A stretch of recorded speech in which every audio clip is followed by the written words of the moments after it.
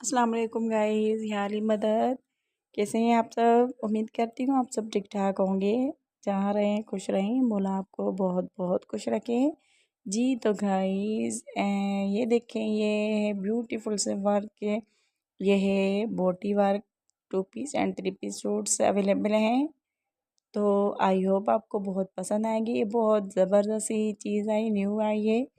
अ, मेरे चैनल पे शायद फ़र्स्ट टाइम अवेलेबल है। तो ये और दूसरे भी थे, तो मैंने दोनों को मिक्स करके एक ही वीडियो बनाया।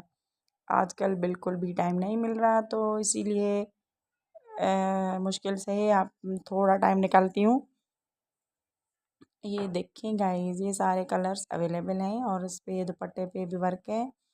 और दुपट्टा इसका क्रिकल का है। तो आई होप आपको बहुत ज़्यादा पसंद आएंगे, दूसरी चीज़ों की तरह। पसंद आए तो अपनी फैमिली फ्रेंड्स के साथ भी मेरी चीज़ें शेयर किया करें।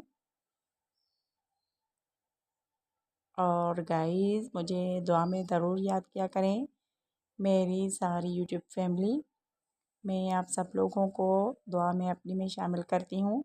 मौला आप सब लोगों की परेशानियाँ दूर करे, आप सब लोगों को बहुत बहुत खुश रखे।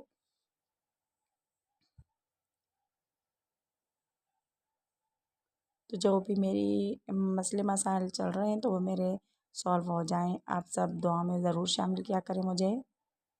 और ये देखें, ये लास्ट है।